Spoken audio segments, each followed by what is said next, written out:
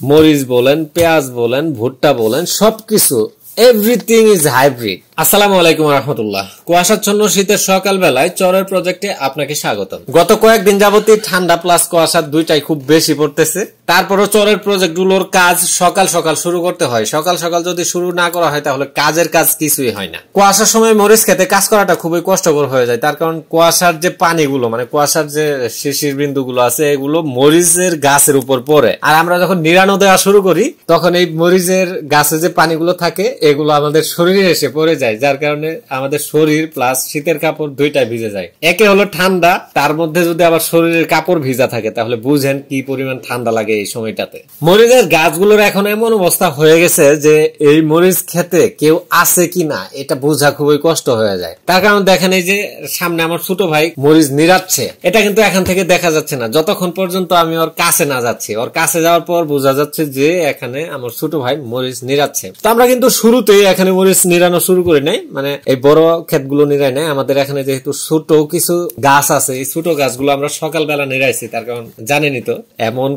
কুয়াশার পানিগুলো এসে যখন শরীরে লাগে তখন আর ভাল লাগে না কাজ করা। তো যার কারণে আমরা ছোট মরিচ গাছগুলো আগে নিড়াইছি। ছোট হলেও তাও এতটাও ছোট না যে শরীরে পানি পড়ে না, তারপরও পানি কিছু লাগছে শরীরে, কিন্তু তারপরে এই বড় গাছগুলোর চেয়ে ছোট গাছগুলো নিড়ানো একটু সহজ হয়। তো এই সাইডটা নিড়াইছি, তারপর এখন শুরু করছি এই যে বড় সাইডটা। আমরা যখন সকালবেলা কাজ করতে আসি মরিচের প্রজেক্টে তখন কিন্তু আপনারা দেখছেন কি পরিমাণ ঠান্ডা এবং কুয়াশা। এখন আলহামদুলিল্লাহ দুইটাই কমে গেছে, শীতের কাপড় খুলে ফেলছি। আমাদের এই চরে এক সময় শুধুমাত্র দেশি মরিচ চাষ করা হতো, তার কারণ তাদের টার্গেটে ছিল শুধু মরিচ পাকিয়ে সেটা শুকিয়ে শুট করা এবং বিক্রি করা।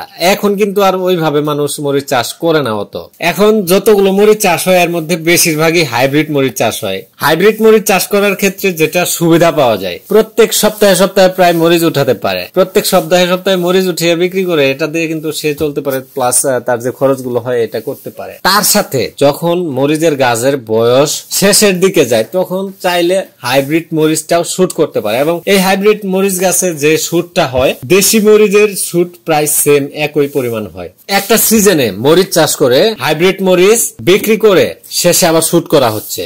অন্যদিকে দেশি মরিচ শুধুমাত্র শুট করা যায়, কাঁচা মরিচ তেমন একটা বিক্রি করা যায় না। দুইটাই তো সেম, শেষে যদি দুইটা ক্ষেত থেকেই সমান পরিমাণে শুট মরিচ করা যায় তাহলে কি জন্য আর মানুষ দেশি মরিচ চাষ করবে। এখন বর্তমানে চর এলাকাগুলোতে যদি 100 বিঘা জমি মরিচ চাষ হয় এর মধ্যে 90 থেকে 95 বিঘায় হাইব্রিড মরিচ চাষ করে, আর বাদ বাকি অল্প কিছু দেশি মরিচ মানুষ চাষ করে থাকে।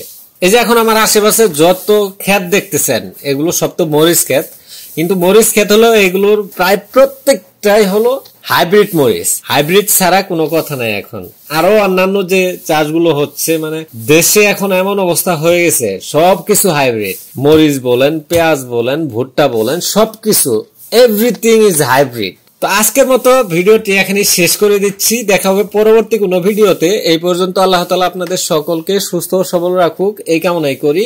আসসালামু আলাইকুম ওয়া রাহমাতুল্লাহ।